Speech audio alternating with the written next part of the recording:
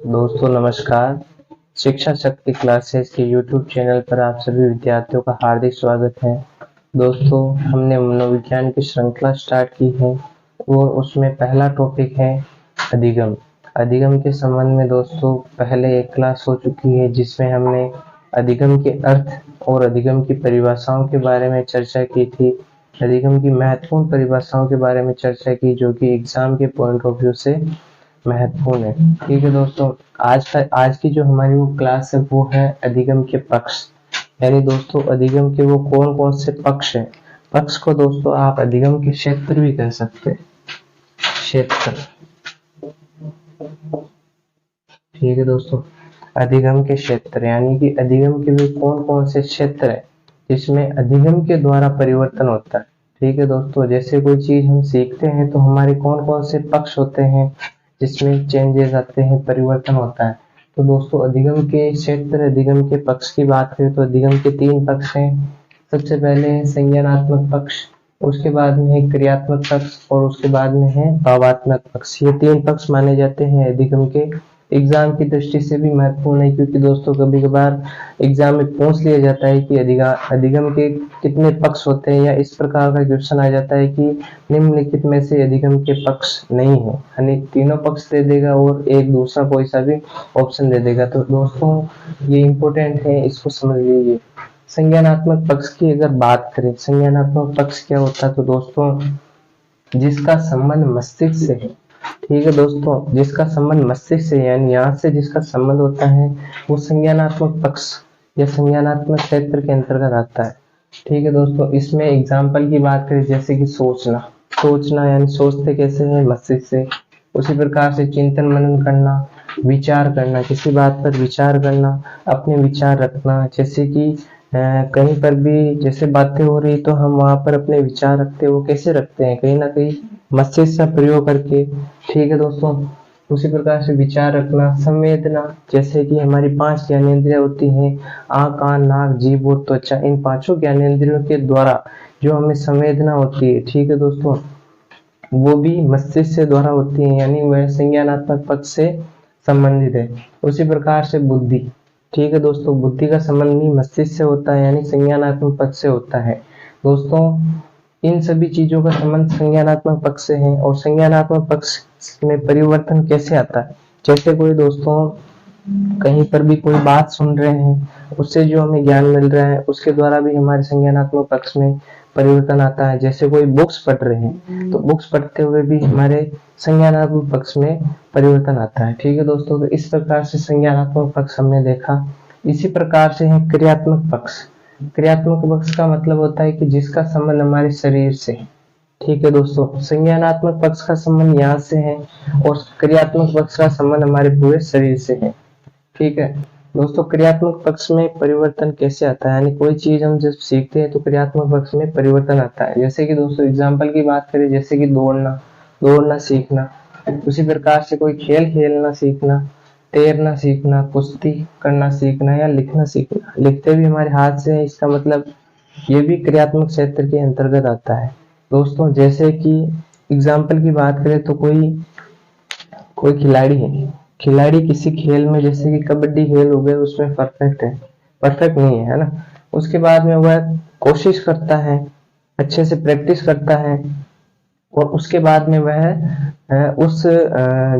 जो क्षेत्र होता है उसमें परफेक्ट हो जाता है। जैसे कि कोई दौड़ना, जैसे हुसैन बोल्ट का नाम आपने सुना होगा, वो प्रारंभ में उसने प्रैक्टिस की है, प्रैक्टिस के द्वारा वह सीखा है दौड़ना और सीखने के बाद में उसने विश्व रिकॉर्ड बनाया। तो उसी प्रकार से उसका संबंध किससे है, यानी शरीर से है, यानी क्रियात्मक पक्ष से है। ठीक है दोस्तों, तो दौड़ना, खेलना, तैरना, कुश्ती करना और लिखना, ये सभी इनका संबंध क्रियात्मक पक्ष से है और यह अधिगम के पक्ष है, अधिगम का क्षेत्र है।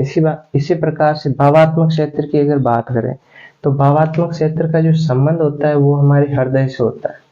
ठीक है दोस्तों, हृदय से जिसका संबंध होता है वो भावात्मक क्षेत्र के अंतर्गत आता है। भावात्मक क्षेत्र जैसे कि प्रेम हो गया, घृणा हो गई, दुख हो गया, ये सभी जो संवेग है, ठीक है दोस्तों, वो भावात्मक क्षेत्र के अंतर्गत आते हैं। अब इसका भावात्मक क्षेत्र का संबंध अधिगम से कैसे है, यानी अधिगम का अर्थ होता है सीखना, तो भावात्मक क्षेत्र के माध्यम से हम कैसे सीखते हैं, इसे एक एग्जाम्पल के द्वारा अगर बताऊं तो दोस्तों, जैसे कि कोई बालक होता है, छोटा बालक होता है, जैसे कि शैशवावस्था में कोई बालक होता है, जब उसको कोई चीज नहीं दी जाती है तो वह रोने लगता है।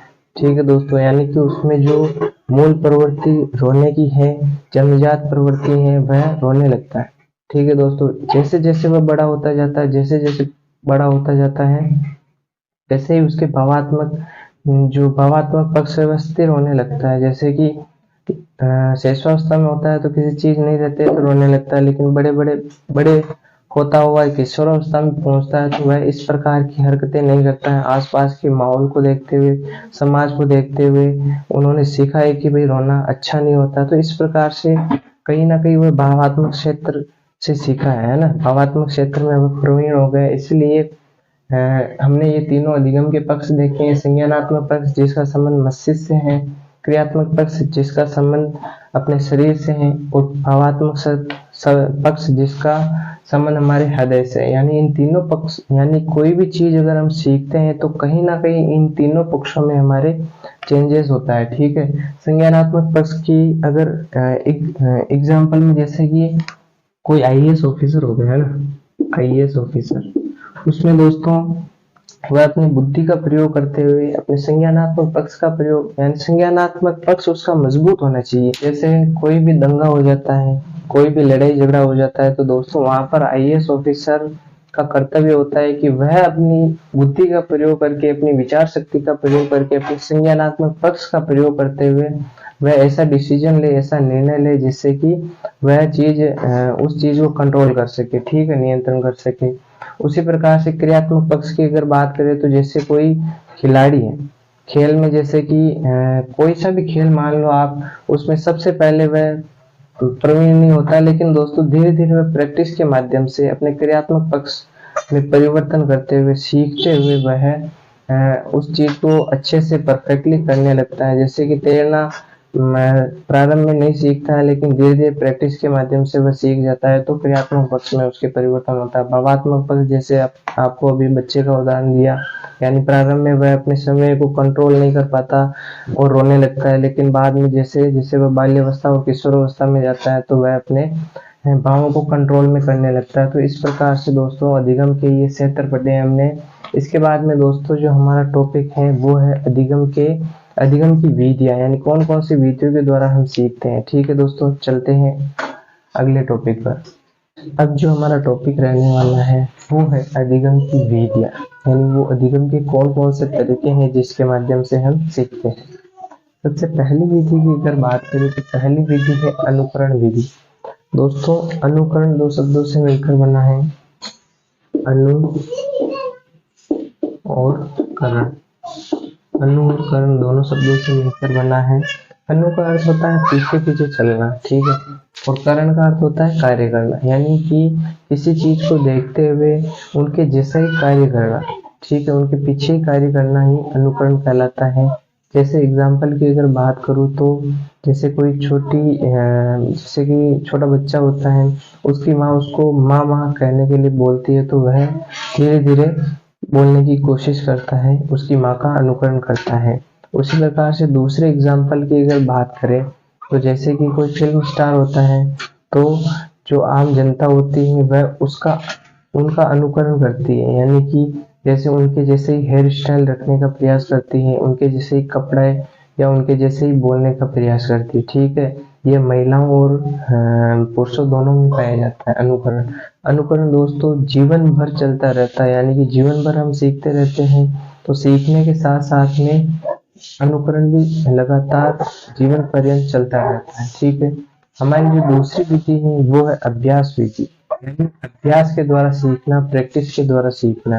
दोस्तों इसके एग्जाम्पल की अगर बात करें अभ्यास जो विधि है हमारी अध्ययन की, उसकी अगर एग्जाम्पल की बात करें तो इसका एक फेमस दुआ है कि करत करत अभ्यास ते जड़मति होत सुजान, यानी कि कोई भी चीज को हम अभ्यास के द्वारा हम परफेक्ट रूप से कर सकते हैं। ठीक है, जैसे कि करत अभ्यास के जड़मति होत सुजान, यानी कि अभ्यास के द्वारा जो जड़ बुद्धि होती है वह भी वह भी बढ़ जाती है। तो अभ्यास के द्वारा हम किसी भी कार्यों को भली प्रकार से कर सकते हैं। ठीक है, इन विधियों को दोस्तों आप अपने दैनिक जीवन में भी अप्लाई कर सकते हैं, क्योंकि आप रीट की तैयारी कर रहे हो, अदर स्टेट के किसी भी शिक्षक भर्ती की तैयारी कर रहे हो, तो आप इन विधियों का प्रयोग करते हुए भी आप सीख सकते हैं कि सीखना कैसे है ना। अभ्यास के द्वारा किसी भी चीज को, जैसे कि आपको मैथ नहीं आ रही है तो आप अभ्यास के द्वारा उसको अच्छे तरीके से कर सकते हो, अनुकरण के द्वारा सीख सकते हो। ठीक है, ये जो तीसरी विधि है सूझ द्वारा सीखना, सूझ विधि है ना दोस्तों। यह विधि अधिगम का एक सिद्धांत है, सूझ द्वारा सीखना या सूझ का सिद्धांत, जिसे अंतर्दृष्टि का सिद्धांत भी कहते हैं। दोस्तों यह जो सिद्धांत है, यह जो सूझ है या अंतर्दृष्टि है, यह हमारे संज्ञानात्मक क्षेत्र पर निर्भर करती है। अभी हमने पिछले जो टॉपिक है वो हम अधिगम का क्षेत्र, उससे संबंधित जैसे हमने संज्ञानात्मक क्षेत्र पढ़ा था, उसमें बुद्धि का प्रयोग दोस्तों, इसमें सूझ जो यह अंतर्दृष्टि या सूझ विधि है, इसमें बुद्धि का प्रयोग करते हुए सीखा जाता है।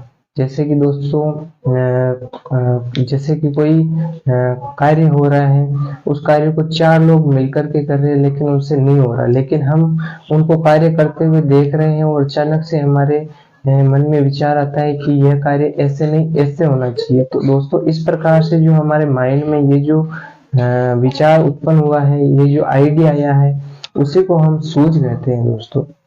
आशा करता हूँ कि आपको ये चीज आपको समझ में आ गई होगी। और ये जो सूझ उत्पन्न हुई थी और यह कार्य ऐसे नहीं ऐसे होगा, तो ये जो कार्य किए कार्य हमारे दिमाग में आया, हमारे विचार में आया, तो इसको बाद में हम कभी नहीं भूलते हैं। तो इस प्रकार से जो अधिगम होता है वो सूझ द्वारा होता है या सूझ विधि द्वारा होता है। हमारी जो अगली विधि है वो है प्रयत्न व भूल विधि। दोस्तों कभी कभार हम सीखने का प्रयत्न करते हैं, प्रयास करते हैं और उसको सीख जाते हैं, लेकिन दोस्तों जैसे जैसे जैसे कि हम इसको एग्जाम्पल की बात करें, तो जैसे कि 10वीं में कोई भी टॉपिक आया लाभ आने का, ठीक है, उसके बाद में उसको लाभ आने का टॉपिक को हमने उस समय अच्छे से प्रयास करते हुए, प्रयत्न करते हुए हमने समझ लिया।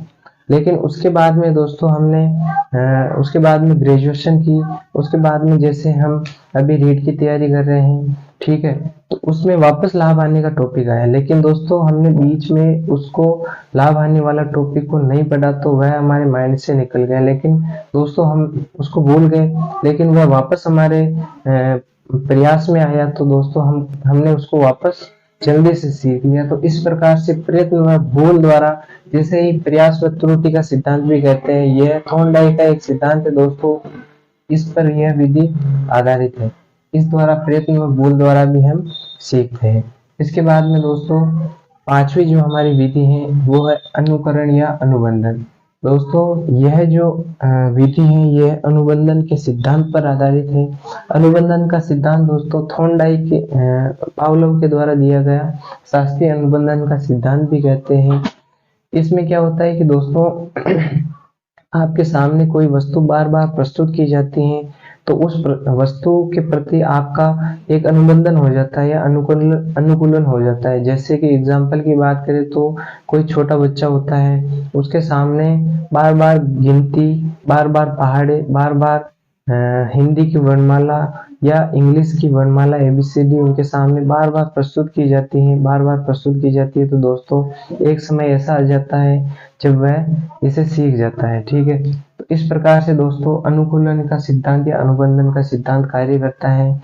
और यह दोस्तों हम अनुबंधन का सिद्धांत जब पढ़ेंगे, इसे विस्तार से हम वहां पर चर्चा करेंगे कि अनुबंधन का सिद्धांत द्वारा कैसे बच्चा सीखता है। ठीक है, इसके बाद में दोस्तों 6ठी जो विधि है वो है हमारी पुरस्कार व दंड का सिद्धांत या पुरस्कार व दंड विधि।